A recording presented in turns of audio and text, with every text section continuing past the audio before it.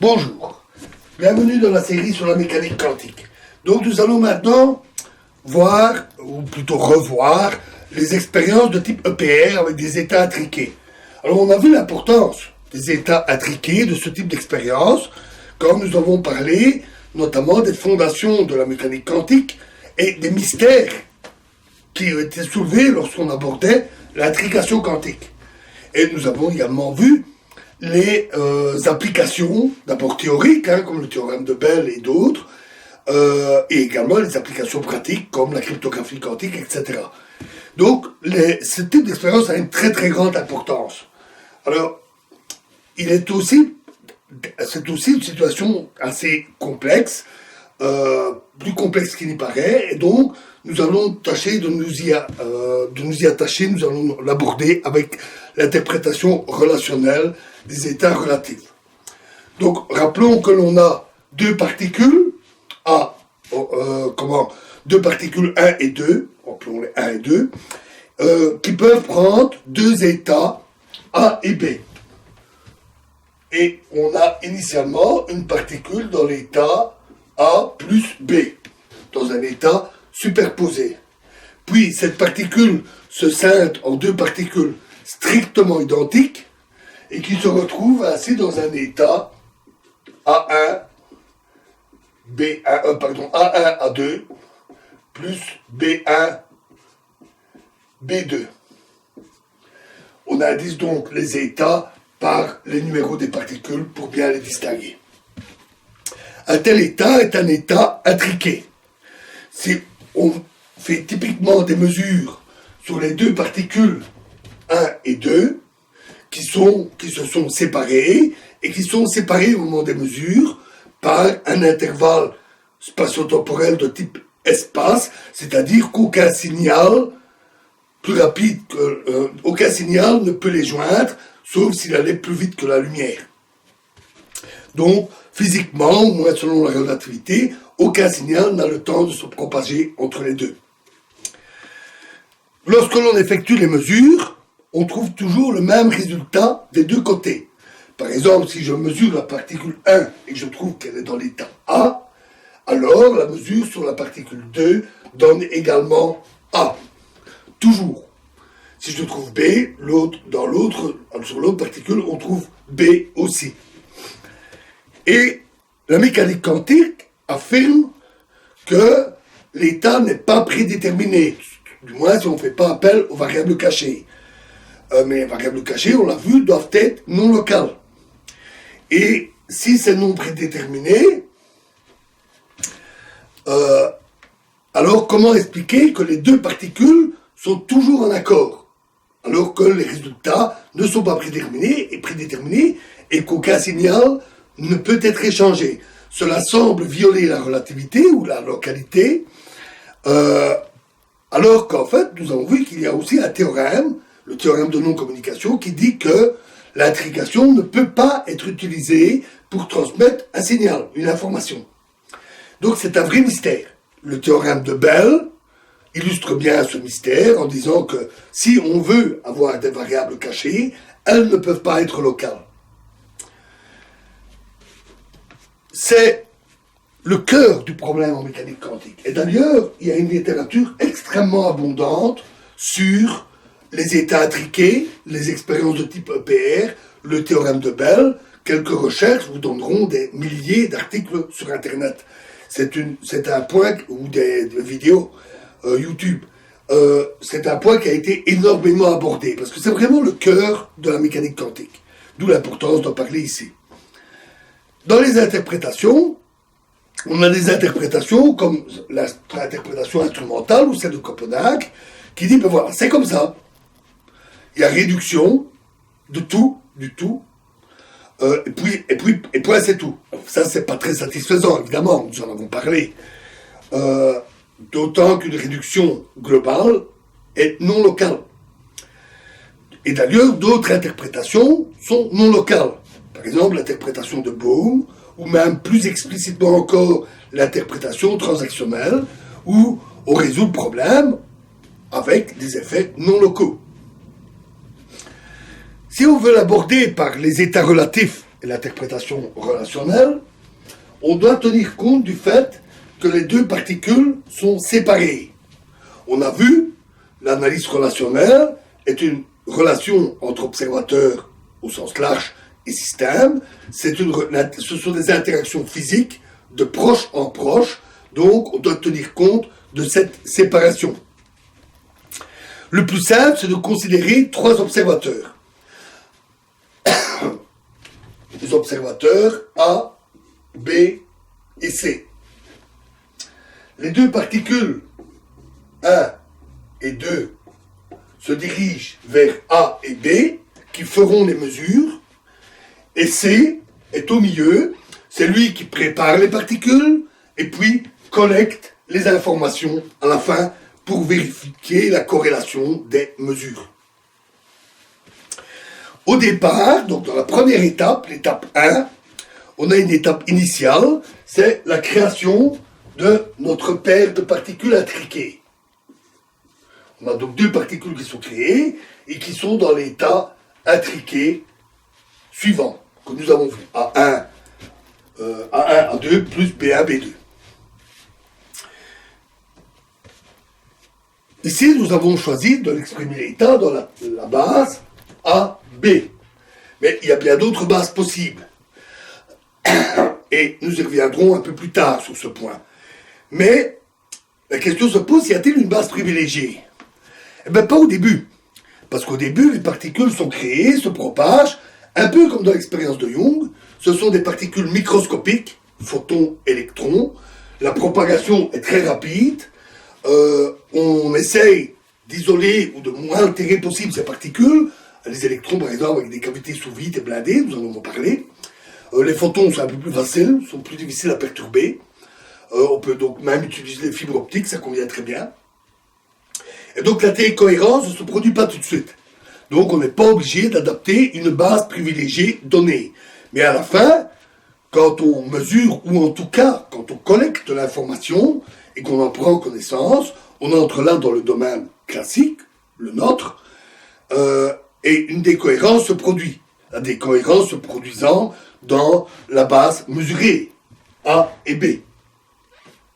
Par exemple, qui va correspondre à la position d'une aiguille sur un cadran. La basse position, dans ce cas-là, bien entendu. Et donc, on peut, par facilité, dire, ben voilà, on va décrire nos états dans la base A et B, puisqu'au final, il y a des cohérences dans ces deux états-là. L'étape 2 est une propagation. L'étape 2, on a la propagation des particules vers 1 et 2, et l'état est inchangé.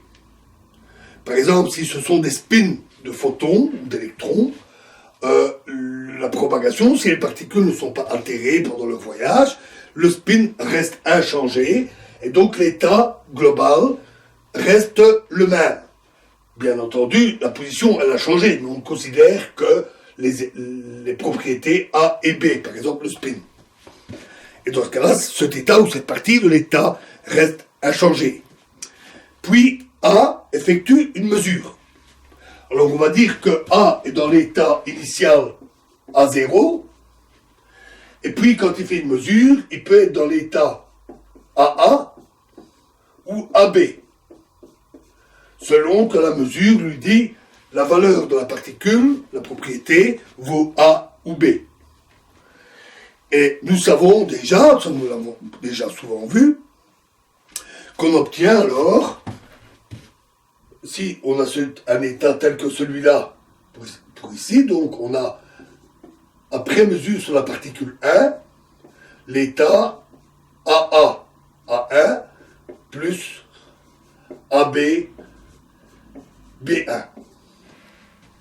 L'état de l'observateur A est donc corrélé à l'état de la particule 1. Et cet état doit être interprété, bien sûr, par les états relatifs, comme nous l'avons vu. Notons que cette mesure, pour le point de vue de A, il n'y a que la particule 1. La particule 2 est loin. Les mesures aux deux points se font sur un intervalle spatial.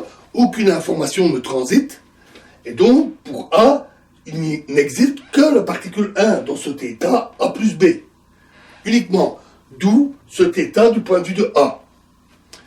Bien sûr, une connaissance épistémique est possible. C'est-à-dire que A et B, les deux observateurs, peuvent avoir été informés de l'expérience qui va être menée. Donc ils savent qu'une autre particule existe dans un état globalement décrit comme par un état intriqué. L'information peut même avoir été communiquée directement par un canal classique, par exemple, en même temps qu'on transfère les particules 1 et 2. Donc une connaissance épistémique est possible. L'état global de tout le système est alors, je néglige l'état B0, qui est toujours dans l'état initial, AA, A1, A2, plus AB, B1, B2. Ça, c'est l'état global, qui n'est pas connu de A. Mais il peut le déduire de manière donc épistémique, à partir de ce qu'il sait de l'expérience ou d'une information qu'on lui communique, et donc en déduire qu'en fait l'état global est celui-là. Notons que, à son insu, la deuxième particule pourrait avoir été altérée. Par exemple, elle pourrait avoir déjà été mesurée par B. Ici, pour l'expérience, nous considérons d'abord la mesure de A, puis celle de B. Nous reviendrons sur l'aspect temporel, la suite des événements. Mais ça pourrait être l'inverse. Ou alors, un incident aurait pu se produire, la particule 2 a été arrêtée, elle a été absorbée par un miroir qui avait été placé dans le dispositif, c'était pas prévu, le miroir devait la refléter, pas de chance, le photon a été absorbé, ça pourrait arriver, mais ça, A ne le sait pas. Donc, ça montre bien qu'il s'agit d'une connaissance épistémique, d'un état qui n'est pas obtenu par la mesure, c'est un état qui est obtenu par raisonnement et qui pourrait être faux. Du point de vue, un autre point de vue, c'est celui du super-observateur. C'est nous. Nous savons que l'expérience est menée, a été menée, et qu'elle se profite de cette façon, et qu'on a cet état global pour les deux particules. On considère le cas où il n'y a pas eu ces incidents de photons absorbés, et donc que l'état global est bien celui-là. À nouveau, cet état est non local, il est global. Mais c'est une description, ce n'est pas un processus. Et le super-observateur est non physique. Ou alors, l'analyse se fait a posteriori, en récoltant les informations après coup, comme va le faire C dans l'expérience. Et donc, il n'y a pas de problème avec la localité.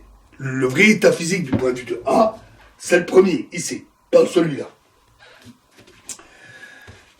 Notons aussi qu'on peut tenir compte de mesures imparfaites. L'état de la particule 1 pourrait être altéré après la mesure. Par exemple, la mesure faite par A pourrait faire basculer la particule 1 dans l'état C. Dans ce cas-là, l'état global sera AA, C, A2, plus AB, C1, B2.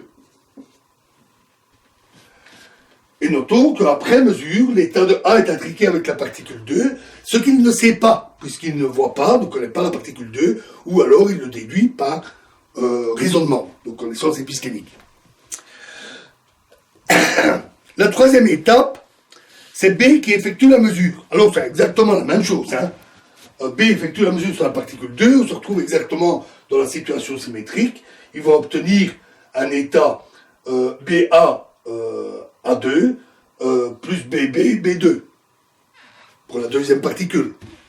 Et un état global qu'il pourrait déduire comme cela. Alors nous savons qu'il se trompe. Nous savons que A a effectué la mesure en premier. Et donc, en fait, l'état global est AA, non pas A1, A2, mais C1, A2, B2, BA, plus le même avec B. Donc, en fait, nous, super observateurs, avons la description globale. Notons qu'on pourrait même aussi avoir un état altéré C2 ici. C'est tout à fait possible. L'étape 3, donc ça c'est l'étape 2.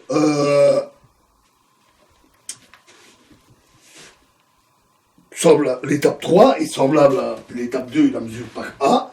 On arrive à l'étape 4, la dernière étape, c'est collecte les résultats de A et de B, où en somme il fait une mesure de l'état de A et de B pour savoir ce qu'ils ont obtenu comme résultat. Ils se retrouvent alors corrélés avec les états de A et de B, et l'état final. Alors ici, je n'écris plus l'état des particules, qui pourrait même être altéré.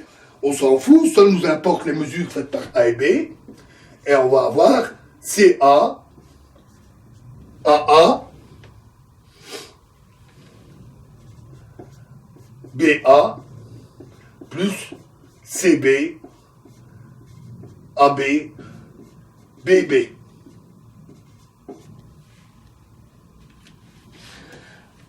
À nouveau, cet état doit être interprété par les états relatifs. Et donc, du point de vue de C, les états mesurés sont les mêmes pour A et B, dans les deux composantes. Et donc, il dit A et B mesurent la même propriété sur les deux particules. Il aurait pu, C, au départ, également faire une mesure sur cet état-là, soit une mesure des états et dire c'est aléatoire, c'est non prédéterminé, ou pour ne pas altérer l'état et continuer l'expérience, faire une mesure avec le fameux opérateur C pour dire on a bien un état superposé, ok, on peut continuer. Et donc, il est confronté, lui, au mystère. Comment se fait-il qu'ils ont obtenu les mêmes résultats? Eh bien, nous le voyons, parce que les états et les composantes se propagent à travers tout le système. On a une description qui est strictement locale, où tout se fait de proche en proche, par propagation des particules et de leur état, ou d'informations, de signaux, de mesures. Malgré tout, il pourrait subsister un doute, donc une vérification plus formelle est utile. Alors, nous verrons ça dans la prochaine vidéo. Nous étudierons le caractère simultané et l'importance de la relativité, c'est-à-dire le fait que l'ordre temporel dépend du mouvement de l'observateur pour un intervalle spatial en relativité. L'ordre temporel varie. Et nous parlerons également du respect ou de la violation des inégalités de Bell dans ce type d'interprétation, d'analyse. Je vous remercie.